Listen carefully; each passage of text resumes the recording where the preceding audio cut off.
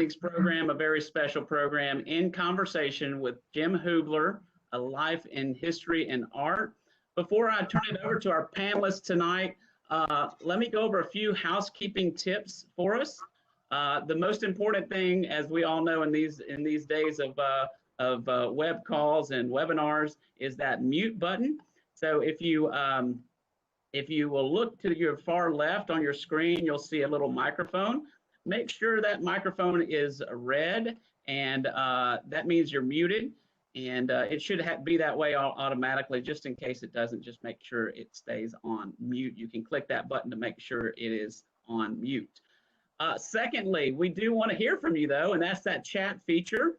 The chat feature you'll find at the bottom of your screen. It looks like a little text bubble. Click on that text bubble, and at the end of our program, we're going to take some questions for Jim and from you. So we want to hear what you have to ask. So just type your questions into him. If you have any tech difficulties, you can type those in the chat feature as well. And Joyska Nunez Medina is here to help with those tech support issues that you may have. So type those questions to her. Anytime you do have a question, make sure you use the selection of all panelists, and we will be able to see your questions or comments at that time. All right. We have a full group with us tonight. It may seem like you're the only one here, but due to the webinar style, we keep it so that you can kind of only see yourself in there. So there is a full room here here watching the program tonight. With that, let's turn it over. We're so very pleased to have with us our Executive Director of the Tennessee State Museum, Miss Ashley Howell, who herself has a background in art history. So she's such a great person to be able to kick off the panelists and our program and our conversation with Jim Hoobler. Ashley, are you ready? I am.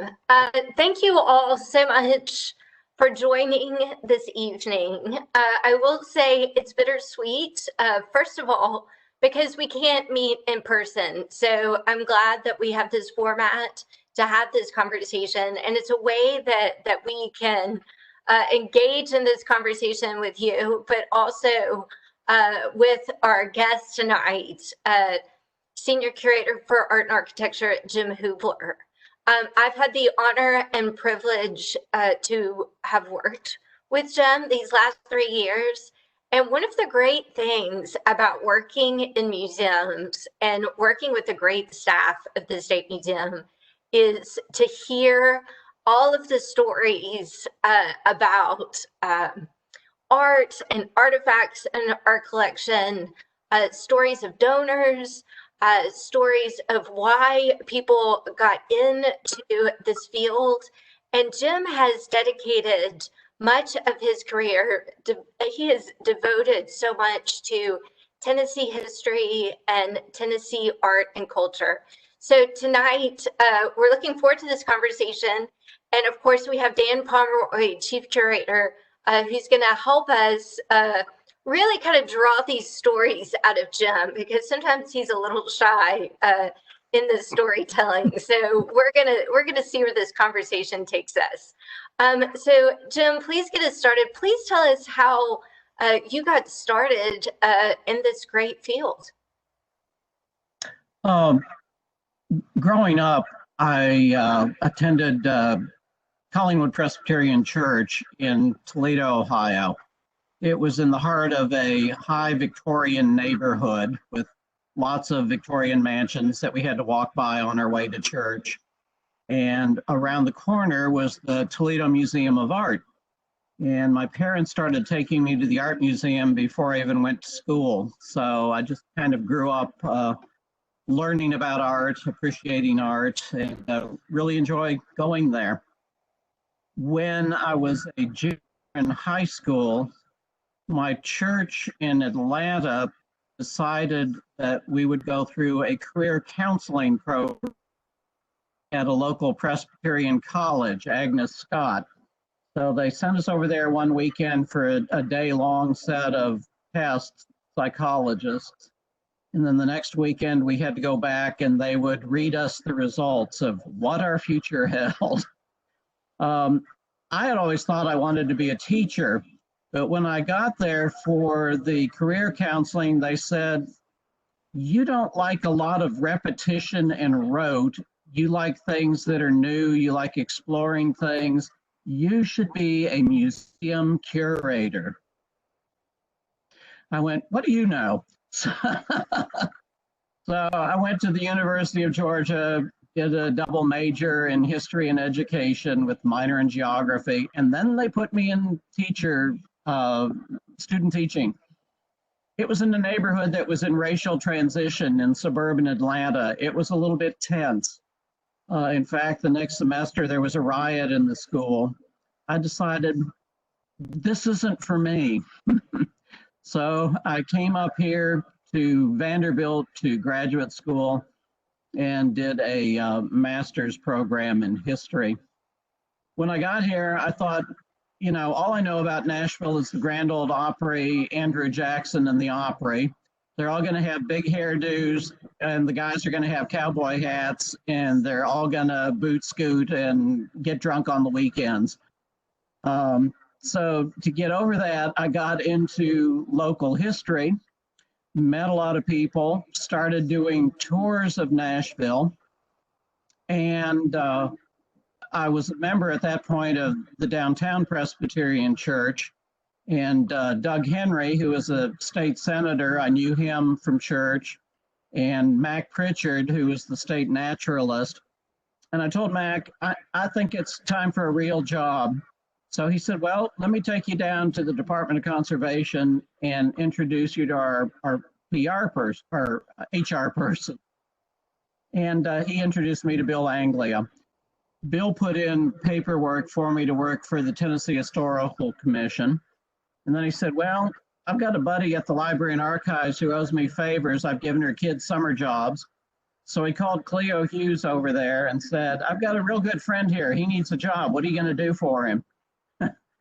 So Cleo put in paperwork and I got job offers at both places. I decided I'd take the Library and Archives job because it was dealing with the actual documents of our history. So that sort of launched everything. I guess those were in the days before the patronage committees. Well, no, it wasn't. Ray Blanton had just come in, and I was told, you can have a job, but you need a Democrat in the House and one in the Senate. Well, I knew one of each, so I asked them if they would endorse me, and they laughed and said, this is ridiculous, but yes, and I got the job. Those were the good old days. Hey, Jim. Yeah. Jim, Yeah. Can I chime in real quick? We Sure. lost your video feed. Okay. Can you look down at the bottom and there's a little camera? Can you turn your video on? Yeah, it should have just come back up. There you go. And there's two of you. So if you could close out, I don't know if you can close out one of you or not, but that I'm only seeing one. okay. I've got one video of you, so that's good. So all right. Sorry, proceed. Okay. Well, how long were you at the state library, Jim? What'd you I do was there? there about 3 years. I was down at a National Archival Conference at UT Nashville, and I got a call from Dick Wiesner, who had been a former president of the Tennessee Historical Society, former chairman of the Tennessee Historical Commission, and he said, I have to have lunch with you today. I said, okay. So we met up at, I think it was Satsuma, and he said, we want you to work with Bob McBride for a while and sort of learn the ropes on how to edit the quarterly and run the Historical Society. They knew I'd been working with him on some of that as a volunteer. So they offered the job and I said, that's great. So from 78 to 88, I was with the Tennessee Historical Society. I remember that you took the society, in my opinion, from just a quiet little organization that people rarely heard from, but out a publication occasionally to one of great visibility with a lecture series. You redid the whole Tennessee Historical Quarterly, as I recall. Right. The magazine is about a half year behind in production. There was a whole file drawer of unvetted manuscripts. So I read through those files, got the magazine back on schedule. We were almost bankrupt. I had to raise money quickly, and we got back on track.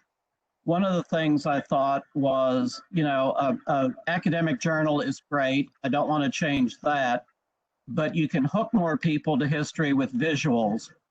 So I want to put more illustrations in the magazine, and I want to change it from a journal size to a magazine size, a larger page, because a lot of our people are older and they can probably see better on a bigger page. So on vacations, I would do some research. I was up in Washington going through the National Archives and the Library of Congress and looking for photographs and other things that I could use as perspective articles, hopefully in the quarterly. I found a huge cache of photographs by George Barnard up there. Came back and checked with both historical commissions, the libraries in Nashville and Chattanooga where the images were from, and they were pretty much unknown. So I announced I'm going to raise money for the copying all of these and bring them back to Tennessee so people can actually see them and use them. I announced that in our newsletter, and about a year before that, I'd volunteered to help Kermit Stengel renovate St. Cloud Corner, which was diagonally across from the church I attend.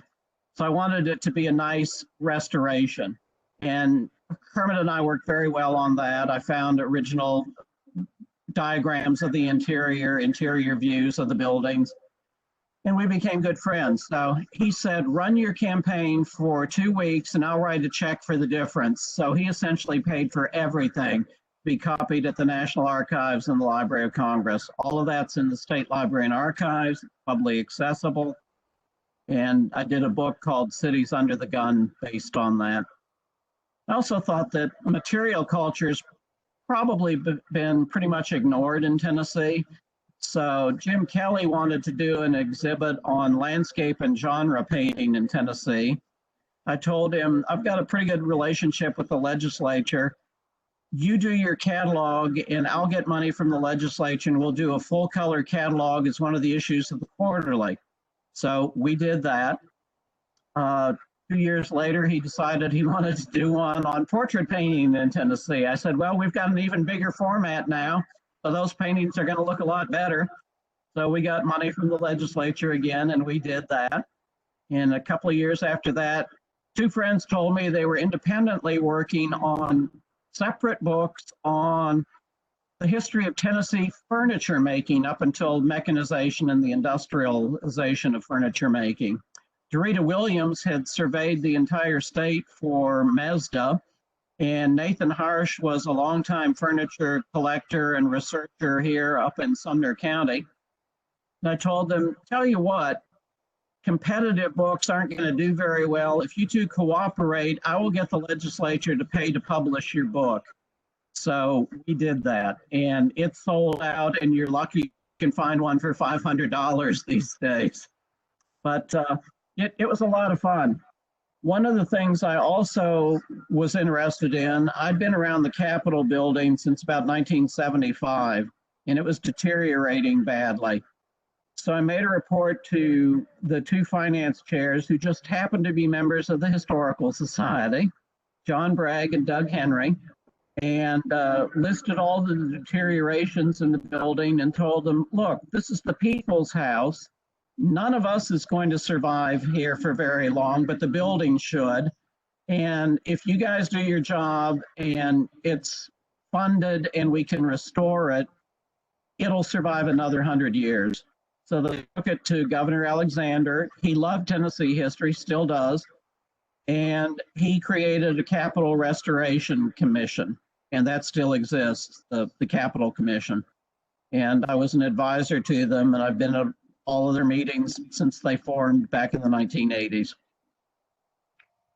You know, you've done so much at a critical junction, and the Tennessee Historical Society, as I hope most people know, is so critical of Tennessee history and collecting. They were collecting Tennessee history long before the state got interested. So their collection since 1927, and here you are, is at the State Library and Archives, and also at the Tennessee State Museum, and here you are in both institutions, and also former director of the Historical Society. So you've been the perfect man in the perfect place many times. One of the interesting things, because of the connection with lots of people in Nashville through giving talks to historical groups and being involved in things like Freyalak, which was a men's dinner club. Eleanor Noel was out closing up her mama's house in Memphis. And when she got back, she told me she had found papers in the attic that were some of the handwritten notes by the committee that John Haywood, the first historian of the state, had put together to do his first history of Tennessee. And she said, "Do you want those?" I said, "Oh boy, do we. We'll put them in the Historical Society." She said, "Well, I also found some John Ray hand-drawn county maps. Do you want those?" Well, he's the first guy that did on-site surveys in Tennessee of the counties. So yeah, those are in the society collection over at the State Library and Archives. You know, one of our most cherished artifacts is that early photograph we acquired back in 1994, I think, of the town square in Nashville. And the Gears family were so important in recording Tennessee history. And tell us about the role you played in pulling together the Gears collection for the state. Back in 1979, for the bicentennial of Nashville, John Edgerton asked me if I would like to research one of his 40-year increments for the book. And I said, "Not really. Why don't you let me pull together all of the illustrations for the entire history of Nashville? I'm visually focused." So he said, "Great." So I pulled things out of private collections all over the city, public collections. And one of those private collections was owned by Sarah Green. Sarah's father was one of the Gears photographers, Otto Gears, or her grandfather. Her mother was Hunter Gears. And Sarah had all these photographs, hundreds of them, in her attic out at Devon Farm. And she hadn't let people look at them in years because one of the newspapers here had borrowed some albums. They'd cut out pages and never returned them. So Sarah was very protective, thank goodness. She trusted me, so she let me copy some for the Edgerton book. And then for many, many years, she was after me to do a book on the Gears photographs. So I finally did 2 books with Arcadia on the Gears family photographs of Nashville, which range from about 1853 till about 1900. That photograph you were mentioning of the market square, I could identify the year that was made because on the corner of 3rd and Dedrick, you could see a sign with big letters GIE. Well, that's where Carl Gears photography studio was. And the county, or the city market and city hall, was the original Morrison building. And it was changed in 1854 by Adolphus Hyman. So we could definitely date it to 1853 when Gears is there on the square, and that's the original building. We were trying to raise money for that, and I knew one of the foundation members had given money, and I knew her running buddies through the Colonial Games. So I called some of them, and we were able to raise money and buy that photograph. And I think you enlisted the support of Clara Hieronymus at the Tennessean. She ran big articles about trying to raise money to purchase this photograph. Clara was a good friend. She covered the arts in Nashville. And if I needed PR for the Historical Society, either Clara,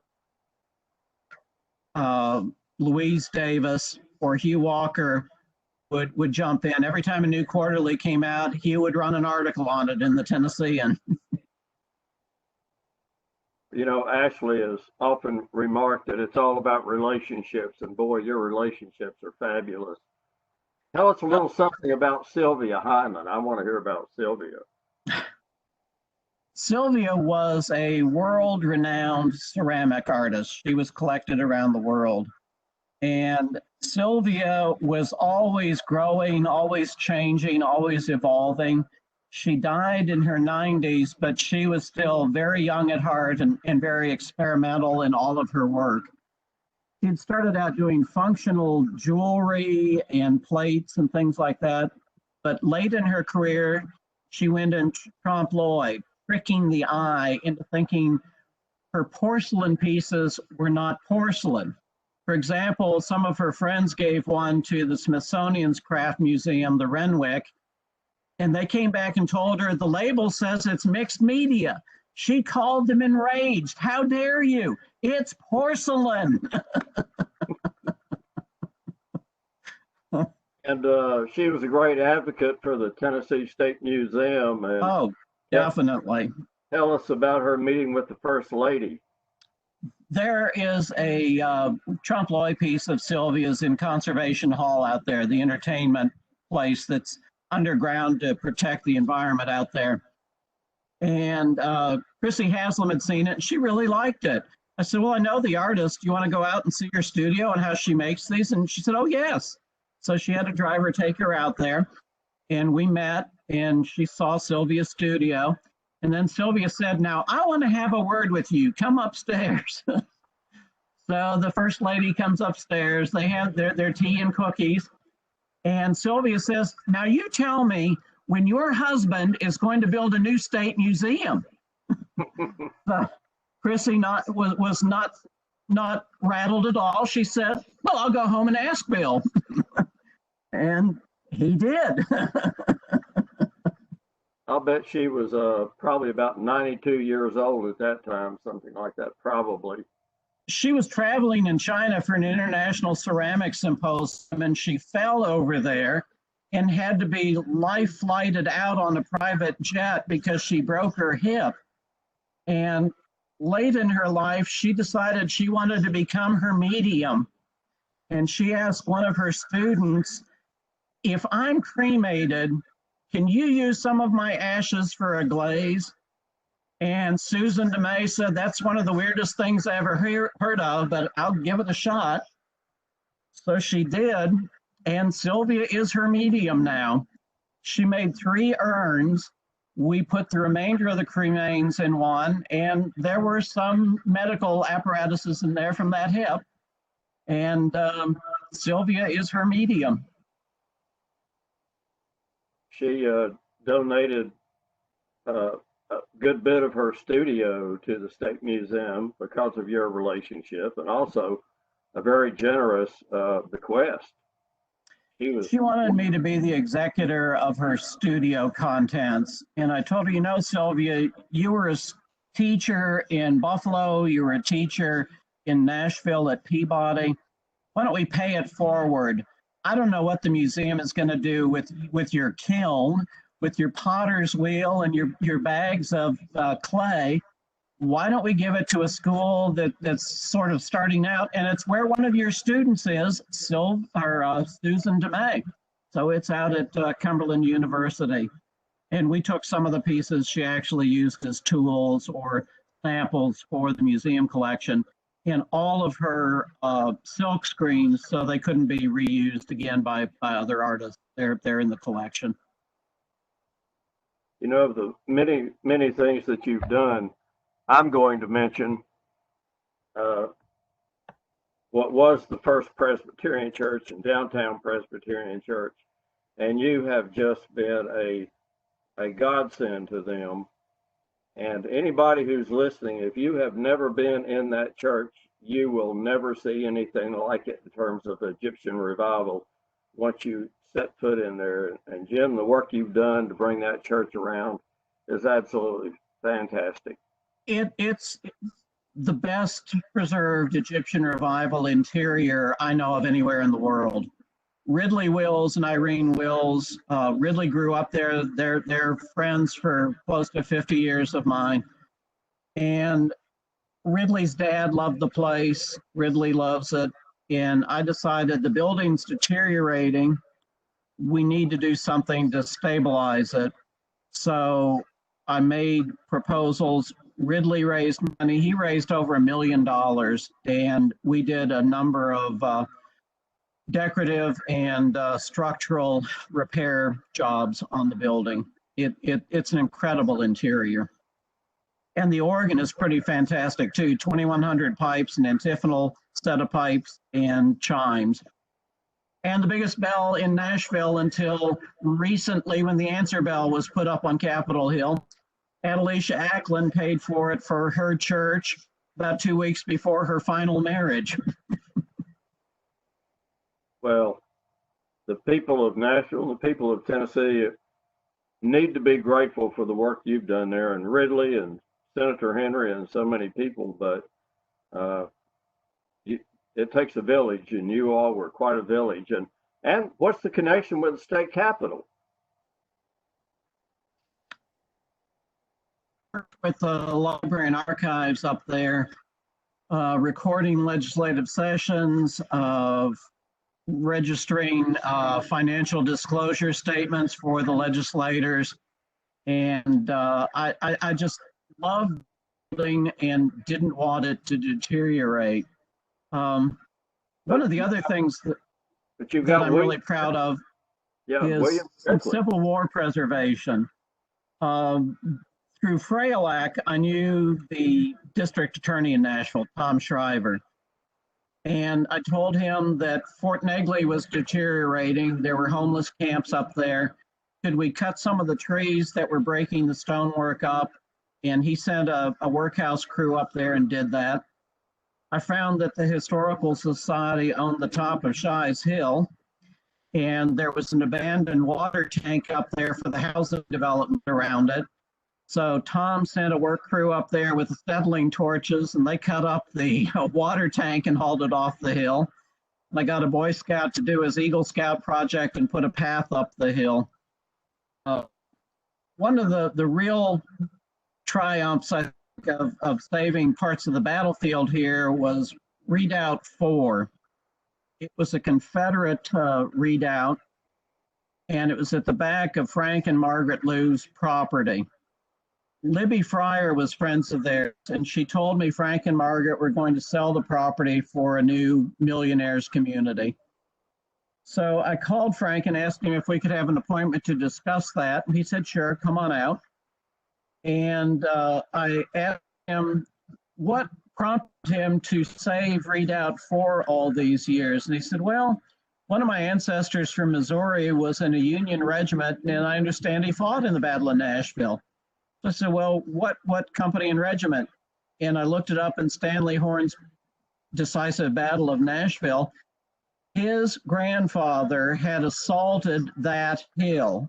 So Frank had been protecting what his father had overrun for 50 years. I told him, do not bulldoze it, set it aside from the development and preserve that redoubt, and he did that. So Carnton was another interesting story. When I was just finishing doing tours in Nashville, Stanley Horne was asked to do a battles tour of Murfreesboro, Franklin, and Nashville. And I was asked to drive Stanley around since I knew where the sites were and if I could arrange to get into the sites. So I wanted Carnton to be one of them. Dr. Sugg in Florida owned it, and there were tenant farmers living in it. So he arranged for us to go into the house. When we got in there and got up to the second floor, the roof had such a big hole in it that it was eating through the ceiling into one of the bedrooms upstairs. So when we got back from the tour, I called Dr. Sugg and said, have you ever considered a charitable donation to a 501c3? You can get a really nice tax write-off. And that sort of got the ball rolling, I believe, on preserving Carnton. You've got fingerprints in a lot of places. Now, fortunately, you've also been a member of the Metro Nashville Historical Commission. How long have you been on there now? About 4 years. Bill Purcell, so through Purcell, through Carl Dean, through Briley, through Megan, and now into Mayor Cooper. So several decades.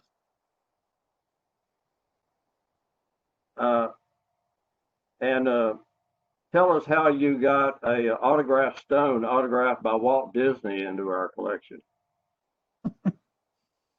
Again, that was my buddy Kermit Stingle. His grandfather was Tony Sudica, who owned a theater chain across the South. And he owned the Tennessee Theater. He owned the Belmead Theater. He owned a number of theaters here. In the lobby at the Belmead Theater, he got the film stars to autograph photographs, but there were also 2 marble panels that he asked them to sign in indelible ink. And one of the first people to do that was Walt Disney himself, who drew Donald Mickey Mouse. And when Kermit was getting ready to make that into a bookstore, he asked me if I wanted the Wall of Fame. And I said, oh, yes, the museum would love that. So we have that. When he was getting ready to sell the Cohen building, probably 15 years before that, I'd helped him get a stained glass window in there put back together. He said, well, do you want that for the museum? Oh, yes. So we have that now in the museum, too. We have all the doors also from the Belmead Theater, the Art Moderne doors. Well, speaking of things you've done and brought into the collection, you'll have to indulge me. This is one of my very favorite stories. I have an interest in military history, and we had a military history curator who was a wonderful person, but he wasn't really focused on collecting for the museum in terms of military history. And it occurred to me that we didn't have an M1 rifle anywhere in the collection of the Tennessee State Museum. The standard rifle for the United States military from 1938 and until, well, I think officially 1968, I said, we need to get an M1 rifle, more than one, but we need to get an M1 rifle here. Nothing was done. And then one day you come walking in the door and you say, holding in your hand, I have an M1 rifle. So our senior curator, Bart, walks in with an M1 rifle. How did you do that? Bill Hollings would always host, or Julie and Russ McCowan, the legislative staff and law department Christmas parties. And Russ was a huge collector. I mentioned to him that we needed an M1, and he said, oh, pawn shops are full of those. I'll call around and we'll go find one. So we went on Murfreesboro Road and they had one and we brought it in for the collection. I love that story. Well, I have to say too, I love the stories of the thrill of the hunt, just like you approach this rifle. Please tell us about the art collection. We have such a tremendous art collection at the Tennessee State Museum, and so much of that art collection came through your efforts. So please share with the group, how you approached it and some of the treasures that you found over the years. When I came to work for the museum, I found that the state never had a collecting policy in art, and the first time they had done a purchase was in 1967, when the brand new Tennessee Arts Commission had a art exhibit, and they bought all of the art from it that was juried in. So I had a whole lot of the 20th century that was missing, and I did some research on prominent artists from that era and targeted them, and we've pretty well filled in all of those holes. One of my favorite stories, though, is a 19th century portrait. One of the Morgan family here, descended from Samuel Dold Morgan, the chairman of the building commission. She was my landlady, and Jim Kelly had acquired a portrait of Morgan's granddaughter, Genevieve Morgan Williams. So I told Eleanor, one of your ancestors' portraits is now in the museum. And she said, oh, well, there's a companion. It's your baby brother, and my sister has that.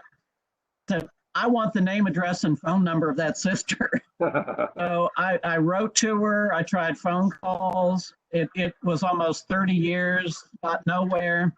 I rolled up a poster with the portrait on it that here's Genevieve. Cut her out of this poster and hang her by baby brother. They've got to be together somehow, somewhere. And then a couple of years ago, I had a message from Florida that their mother had died and the children wanted to know if I was still interested. They'd found my letters. I said, yes. And they also had a portrait of a grandpa, Samuel Dold Morgan, about 2 years before he became chairman of the Capitol Building Commission.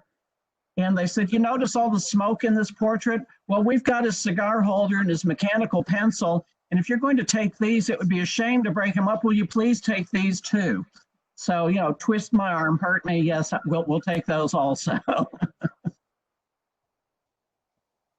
You know, one of the most interesting artists in Tennessee history, in my opinion, is Gilbert Gall, and you helped put together a great exhibit of his work and a catalog, and you have really built up our Gilbert Gall collection. We may have the finest Gall collection anywhere. So tell us a little something. We've got a lot of Gall. Yeah, we do. I think one of the reasons for that is he was so multidimensional in what he did. He did genre paintings, he did landscapes, he did military scenes. And when I did that show back in the 1990s, one of our foundation members, Ray Bell, just fell in love with the work of Gilbert Gall. And he started personally collecting, and his children donated all of that after Ray's death. One of the pieces Ray really was amazed with was I had tracked down a painting that was about 6 feet tall and about 10 feet long that Lucas County, Ohio, where I was born, artillery regiment at the Battle of Cold Harbor. And as a small child, I remember going to the zoo and seeing this very huge dark painting hanging off of a balcony railing. And sure enough, many decades later, that was the painting. And I tracked it down to a township historical society outside of Toledo in Oregon Township, and they loaned it to us, and it was a fabulous painting. And Ray wanted to buy that, and they were going like, you can't have that. I think we have some images here of some of the Gall paintings in the collection. We do. Jeff has a couple of pieces there. He can pull those up. Okay, I'm sharing my screen now. Do you all see that? Can you? Yeah. Jim, I remember you found this one for sale on the internet for virtually nothing. Yeah, this was on eBay, and I'm just looking at an electronic image, but I'm going like, by gosh, that sure looks like a real signature and a real painting. Oh, Dan, do we have any money? And he said, we're down to $1,000. If you can get it for that, get it. I said, well, it'll go for more than that.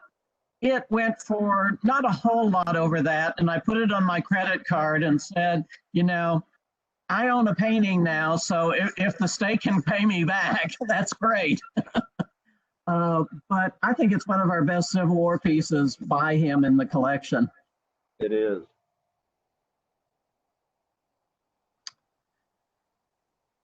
We got another one there, Jeff? Not a Gall. There's I was a going to couple. say, it looks like the images are frozen here. Okay. Now his studio was where the park. The Church Street Park is. Yeah, from the public library. Yeah. Which they're planning to renovate in conjunction with the Centennial Women's Suffrage. Mm-hmm. Right. His most famous series were the paintings that hung in the lobby of the Hermitage Hotel. Mr. Meyer had purchased them from him, and being a native of Birmingham, unfortunately, when he died, he gave them to his native city. So they're all down there now. but we had them at the museum in the, I believe, the 60s and 70s, early 70s. Mm-mm. And he was he came to Tennessee because he inherited land from his uncle. Is that right? Right. He was born up in New Jersey, but his mother was from Van Buren County. She was a Gilbert, and his uncle Hiram Gilbert died. And in his will, he said, "You can inherit my farm if you live on it for 5 years." Oh my. Well, he went down there to see what it was, and it was a log cabin in the wilderness. That area is now part of Fall Creek Falls State Park. And he and his wife did tough it out. It was a real struggle, but they did inherit the property then. Now you got to know his great nephews, I believe. Wasn't it his great nephews? His step great grandsons, and Okay. a Albro Gall, who also helped me find some photographs relating to Gall. But the step great grandsons, I asked them if we could borrow their paintings, which they had loaned to Cheekwood, and they said, "Oh no, we're very happy with them at Cheekwood." I said, "Okay." So after the exhibit opened and we'd published the catalog, I sent them a catalog, and they said, "Oh, we want to be in the show now." I said, "It's open. The catalog's published." So we talked back and forth, and they said, "We will sell them to you at a very good price if you promise to clean them."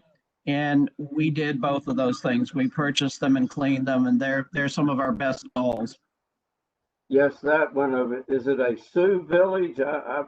Sioux Indian Encampment by Moonlight. And he was out in the area near Little Bighorn just a few weeks before the Battle of Little Bighorn. And a Sioux Indian rode up to him, and he's out there alone. And the Sioux Indian says, "Can I see your gun?" And Gall shrewdly thought this was probably a test of trust, so he handed it to him. The Sioux Indian looked at it, checked it out, and handed it back, and Gall rode off. That painting is absolutely fabulous. That's something you could stand in front of for hours, and the longer you look at it, the more you discover. So, Jim, I was going to say, Dan, we've got a lot of friends who've joined us, and I'll just, I'm looking at the chat. Dorita Williams, of course, you mentioned the Tennessee Furniture book. She wanted to say, thank you, Jim, for all your assistance with the Tennessee Furniture book and your years of saving Tennessee material culture. We've got a couple of other folks sharing some questions, but I did just want to bring this up to the group. Please, if you have questions, I'm seeing all the folks who have joined us today, please type this in the chat box, and we will share those, because we definitely want to allow time to do this. One of the things just in our conversation and preparing for this, we sort of joked, but we could do a 12-part series with Jim Hoobler, and so we may consider that in the future.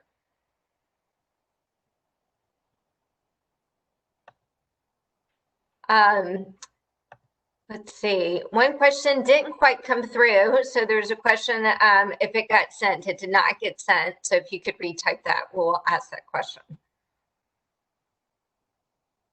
So, Jim, one of the things, as we'll see that question come back through, not only are you passionate about Tennessee history, you travel everywhere. It's so fabulous to work with Jim, to hear about all of the great vacations that he is going on and all the treasures that he returns with.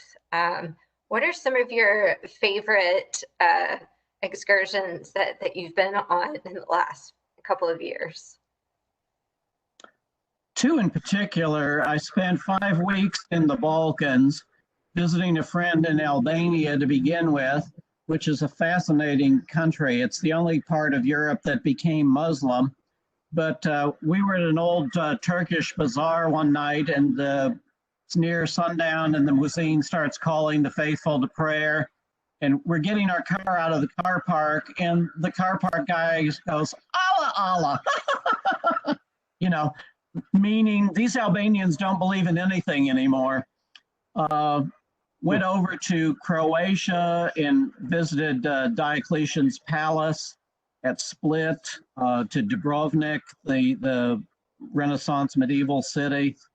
Went over to Istanbul and visited Hagia Sophia, the huge cisterns, the enormous siege walls, the mosques, the Roman monuments there, the circus.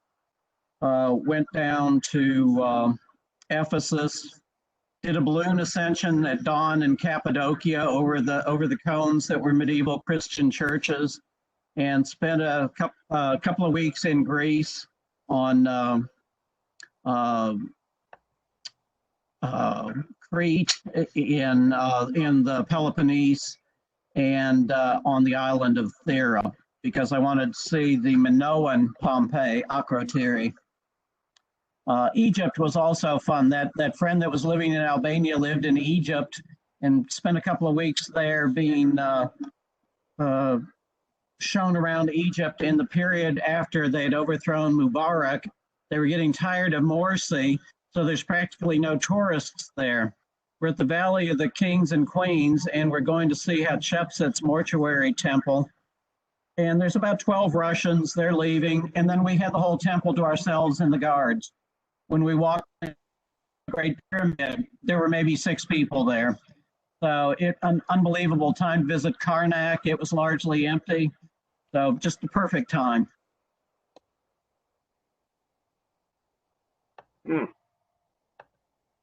Ron Westfall had asked about Gilbert Gall's landscapes. I saw that pop up. The landscapes are really pretty, Ron. They're sort of a precursor to Impressionism. They're more Barbizon. They're a little bit more realistic, but they are beautiful renditions of the Tennessee landscape. We've got quite a few of those now in the collection. A number are on exhibit at the governor's residence at the present time. He's a perfect example of how finicky the art world can be. Here he was, this artist in great demand, perhaps the greatest demand in the 1880s, and yet by the end of his life, he was having a very hard time surviving. He did. When he was in his 20s, he was elected to be the youngest ever full academicians with the National Academy of Design. But about the time of the 1910 exposition in New York, bringing in modernism, there was a show at the National Academy, and he was sort of being ignored, and he introduced himself to a young artist and said, "I was Gilbert Gall." Sad. That is sad. So Jim, we got a question from an attendee who's loving hearing all of your great stories, and they're curious to know what you're going to be doing after you retire. I have a contract to do another book. It's going to be sort of a then and now Nashville, looking at buildings now. You might be on mute, Jim. Can't hear you.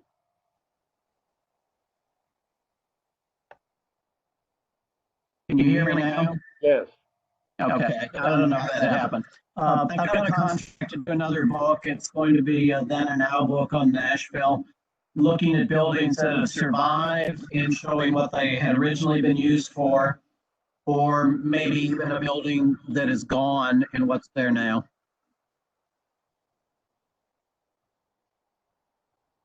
Well, speaking of discovering things, for anyone interested in being a curator, you might also get involved in law enforcement. Many years ago, a painting from the collection of the State Museum disappeared.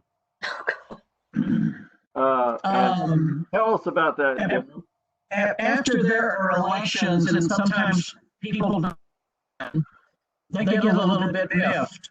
So I was checking on an office to see if I could retrieve our art from there. It wasn't there. The member was not there. And I asked his secretary, where are they? And they said, well, they are driving to Atlanta.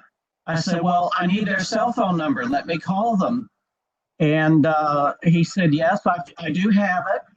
He cursed me out royally and hung up. He said he was giving it to an insurance company in Atlanta. We talked to the Attorney General. The Attorney General talked to the insurance company, and they said, you can't do that. So when I went home to visit my parents in Atlanta, I brought it back shortly thereafter. So you can become a curator and have a career in law enforcement. Yeah, these are all the stories that sort of make my stomach turn, but I appreciate hearing them nonetheless. You've gotten a lot of great comments. I just want to read a couple from Tom Wood. Jim, thank you for all your service.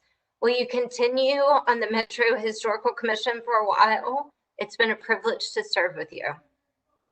I was just reappointed by David Briley, so yes, I'll be there for at least several more years. But it's been great working with you too, Tom. We do historical markers review together. There's also a great comment here from Carol Busey. Great to see you on tonight, Carol.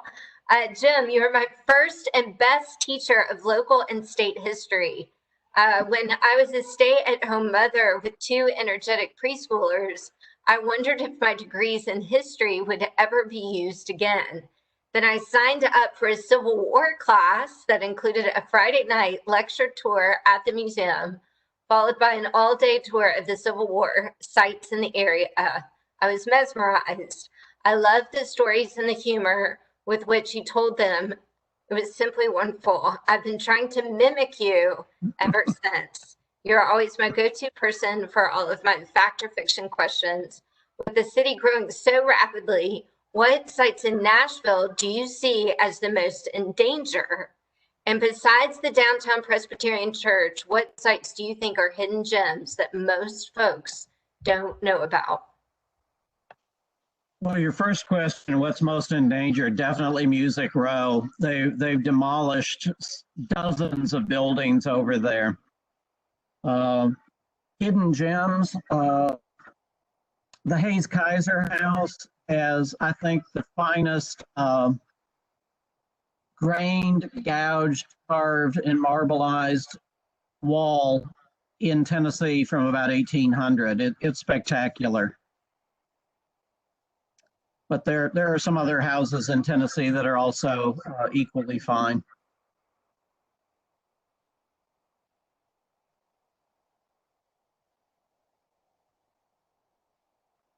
Well, your interest in preservation hasn't been limited to Nashville at all. I think you were active up in Clarksville too, for example, weren't you? Pardon? I think you were active in Clarksville too, weren't you? Yes. The city owned Fort Bruce or Fort Defiance, and they were going to clear the property, but they used backhoes and tractors up there, which was severely damaging the earthworks. So the Tennessee Historical Commission told them this probably wasn't prudent, and they weren't really communicating very well together any longer. So they asked me as a third party to go visit with the mayor. And I applaud what you're doing. You're trying to save it, but it needs to be a little softer touch. And Boy Scouts are always looking for merit badges. Get them in there to clear some of the brush. And when you do develop it, you're going to need some additional land over there for parking.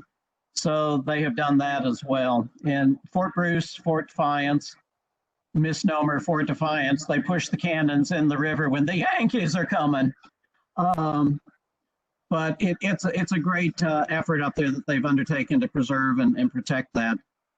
One of the other things that's sad right now is back in the 80s, I was asked by Hopewell Baptist Church if I could help them get minority funding for an African American church restoration. I said, well, that's what the money is for right now. So I think we've got a slam dunk here.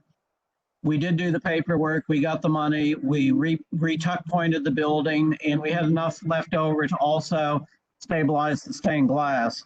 Unfortunately, back in March, a tornado took off the whole front of that church. Allard Ward Architects is pro bono doing work to suss out how to restore that, and the Metro Historical Commission is very grateful to them for that.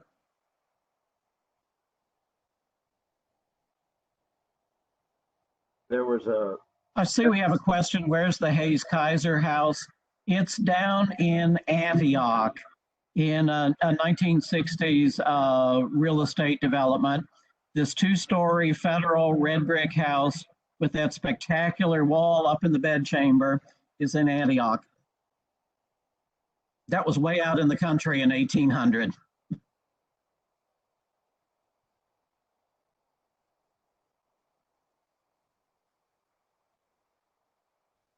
So, Jim, one of the things I'll just say, I know we've got a couple of weeks still working together. It's hard when you're on webcams to do, to be together and to talk about your contributions. But I just want you to know, I mean, especially, we see all of these comments. Of course, we note this at the State Museum. We know that you're going to be working on some great projects, and we're going to continue to rope you in on, capital projects. And one of the things we've talked about, we still have got to do the book of the Tennessee State Museum and talking about the collection and really getting these stories of these artifacts and getting that published. So I just wanted to say that, just hearing these stories, I mean, it just reminds us all about the contributions that you have given to the state and the museum and the Historical Society, Metro Historical Commission, and the list goes on and on. So I just want to thank you so much for your contributions and the contributions that you will continue to give, because we're just in denial. And as Rob DeHart said in the chat, he wants to know when he can come over for breakfast. So just expect that we'll just be hanging out on the porch when COVID is over. I think we have the largest art collection, public art collection in the state. There's over 9,000 pieces, silver, textiles, pottery, painting, prints, photographs, sculpture, and there's over 2,000 paintings. So it's a remarkable treasure, and it's been a real pleasure and honor to help build that up over the decades. And I can't give a number, but I can say that you have brought more art into the collection of the State Museum than any other person. It is almost beyond belief what you have brought into that institution. I hope that we can really highlight that art collection someday to give it justice, and also give you credit for what you've done. But now the State Museum's about to reopen, so people come down there and go to the two art galleries and Jim's had a major hand in that, and so much of that's on exhibit. And the time tunnel. Yeah, that Jim brought into the collection. And I think you've got a program tomorrow about the painting Tokwa. Speaking of Ridley Wills, who donated that to us. Fabulous, fabulous painting. And thank you, Ridley Wills. And thank you for your relationship. It's extremely historically important. It's one of the very few representations of a townhouse by the Cherokee. And it was done in the 18th century, the initial sketches for it, and that's practically unheard of. And thanks to Ridley and Irene Wills, we now have the Storelli copy of that at the State Museum, which is just a fabulous gift. And thanks to you and your relationship with the Wills. Now that's at noon tomorrow, right? Yes. Okay. So tune in again for chapter 2 of Jim Hoobler.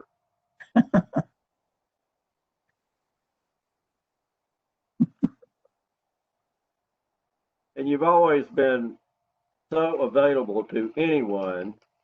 I don't know how many times I've called you and asked you to give a tour of the state capitol for the Boy Scouts so they could work on a citizenship merit badge, and you've always been ready and willing to do it. I You hope. want to share the story of your sons? Yeah, tell that one. I was going to show them the tower on top of the Capitol, and I told them, now be very careful. The lock on the door is broken. Under no circumstance close that door. We will be locked and trapped in the tower. They slammed the door. So knowing state workers are very diligent about 4:30 and quitting time, I went out on the roof and waited until I saw Daphne Cooper, one of the governor's staff, coming out the door. And from up on high in the heavens, a voice comes down calling out, "Daphne." And she sort of looked around like, what is that? I told her, "Daphne, I'm locked in the tower. Can you get one of the guards to come up and let us out?" And they did. That's one of my son's favorite stories. Being on the roof with Jim Hoobler. It's a spectacular view from up there. Imagine being up there December 15 and 16, 1864, hearing cannons firing and all of the smoke out in Green Hills from an actual battle right here in the city. Well, if people go on a tour of the Capitol and they look at the restored court chambers, those were all offices and all broken up before you got involved and put it back to resemble what it was originally. Well, Lamar was largely responsible for that. He had 4 of the 6 bays in the courtroom, and he said, "Look, I'm putting my press secretary in the basement. I've got a fax machine and a phone. I know where to find you." And then we talked to Secretary Crowell, and he said, "Find me some space." F&A shrunk their space, and they moved across the hall, so we got that whole quadrant of the building to restore. And that's where the governor usually has press conferences now. Yes.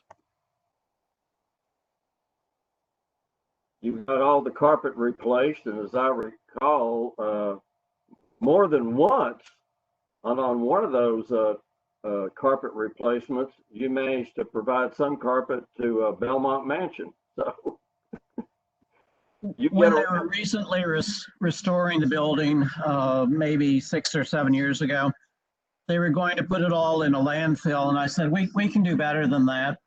So I contacted House Museums, and there are like 4 or 5 rooms at Belmont, a couple at Oakland's, one at Rosemont, and they're divvying up the draperies. They don't need to go into a landfill.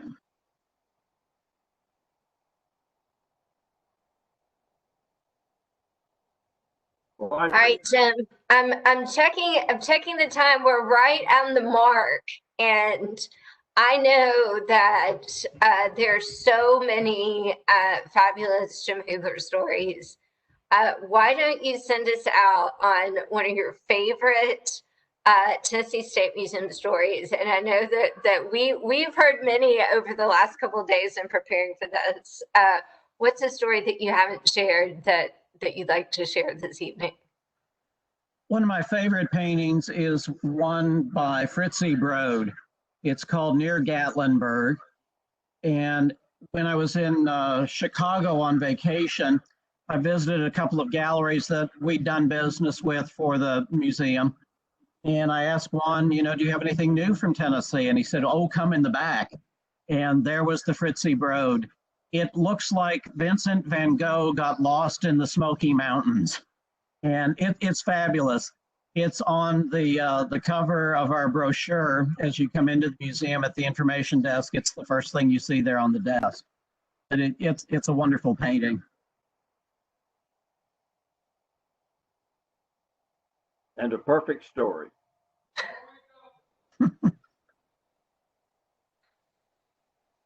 All right. Well, Jim, there's some great comments here. A lot of people sending love. So I'll make sure that we're able to capture these comments. Thank you. And you've got a couple more weeks at the State Museum. And again, we're just going to expect you on tours on Tuesdays and Thursdays.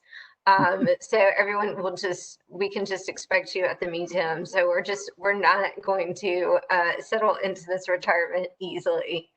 I just want to say thank you all for tuning in, and thank you to Dan and Jem for sharing these fabulous stories of working together for decades. And it's great that you've shared so much with Tennessee history and art.